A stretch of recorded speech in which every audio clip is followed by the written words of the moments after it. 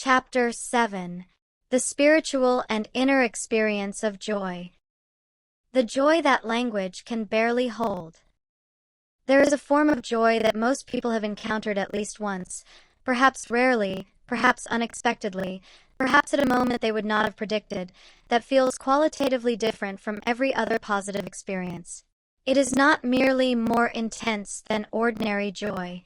It is different in kind. It has a quality of depth, of stillness within the movement, of contact with something that feels larger than the self without being in any way alien to the self. It arrives, unbidden usually, in the face of great beauty, or at the moment of profound understanding, or in the depths of genuine silence, or in the mysterious recognition of something that has never been seen before but feels impossibly familiar. It tends to be wordless, or to render language suddenly inadequate. And it tends to be accompanied by a paradoxical sense of both fullness and emptiness, of being completely present and completely free of the usual sense of being a someone with a somewhere to be and something to accomplish. This form of joy has been described, pointed to, and struggled toward by every contemplative tradition in human history, and by every serious poet who has ever picked up a pen. C.S. Lewis called it Sehnsucht, a German word that means roughly longing, but that Lewis used to describe a specific bittersweet joy that he associated with moments of contact with the transcendent through beauty, memory, and imagination. He spent much of his intellectual life arguing that this longing, precisely because it is never fully satisfied by any earthly object, points towards something that transcends the earthly, that the joy itself is evidence of a dimension of reality that ordinary consciousness does not normally access. Whether or not one accepts that metaphysical argument, the phenomenological description is accurate and widely recognized. This particular quality of joy carries within it a quality of reaching, of approaching something that is simultaneously here and not here, known and unknown. Contemplative traditions and the depths of joy. The Zen Buddhist tradition points toward a form of joy that it associates with what is sometimes translated as ordinary mind, the direct, immediate experience of the present moment stripped of the conceptual overlays, narratives, and preferences that normally mediate between awareness and experience. In the Zen framework, joy is not something added to experience, but something revealed when the usual additions, the commentary, the evaluation, the self-referential storytelling, are quieted.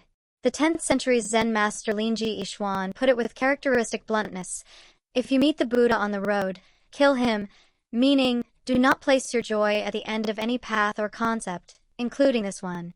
The joy the tradition points toward is already present, beneath the noise of the grasping mind, and the work of practice is not to acquire it but to stop obscuring it. The Sufi poets, Rumi, Hafiz, Ibn Arabi, described joy that arises not despite grief and longing but through them and within them. Rumi's Masnavi opens with the image of the reed flute crying for its separation from the reed bed, and the poem's argument is that this very cry, this very longing and grief, is the sound of divine joy moving through a human instrument. The joy the Sufi tradition describes is not the absence of suffering, but the discovery of a dimension of joy that coexists with suffering.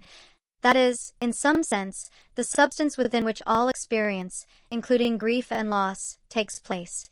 This is a radically different framework from the Western popular understanding of joy as the opposite of suffering, and it is one that a growing body of psychological research on post-traumatic growth, meaningful adversity, and the relationship between grief and gratitude is beginning to substantiate empirically.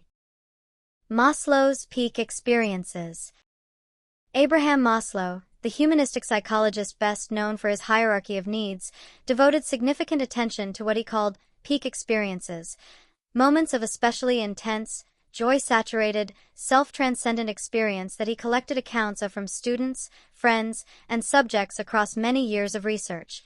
Peak experiences, as Maslow described them, share several characteristic features: a sense of unity and wholeness, a loss of ordinary self-consciousness, a quality of timelessness. The experience seems to step outside ordinary clock time, a feeling of intense aliveness and reality, a sense that something has been perceived as it really is rather than filtered through the usual categories of the habitual mind, and an emotional tone of deep, often wordless joy that can be so intense as to produce tears, physical trembling, or a kind of stunned silence. Maslow argued that peak experiences were not rare pathological events but a natural human capacity, one that conventional psychology had largely ignored because of its focus on pathology and its methodological discomfort with subjective, non-quantifiable experience. He found that people who reported frequent peak experiences tended to be what he called self-actualizing, living in alignment with their deepest values, engaged in work they found genuinely meaningful, in honest and open relationship with others, and characterized by a quality of aliveness and curiosity that he distinguished sharply from mere social adjustment or the absence of neurosis. The frequency of peak experiences, he found, was not a function of external circumstance but of internal orientation, of the quality and direction of attention, of the willingness to be fully present and open to experience. Awe, the expanding edge of joy.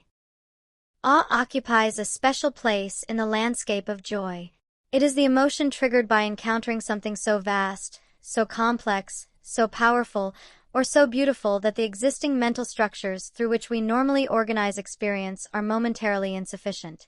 The psychologists Dacher Keltner and Jonathan Haidt, in their foundational theoretical paper on awe published in 2003, described awe as involving two core features: perceived vastness, the experience of encountering something much larger than oneself or one's ordinary experience, and the need for accommodation, the mental effort required to update one's understanding to encompass the vast thing.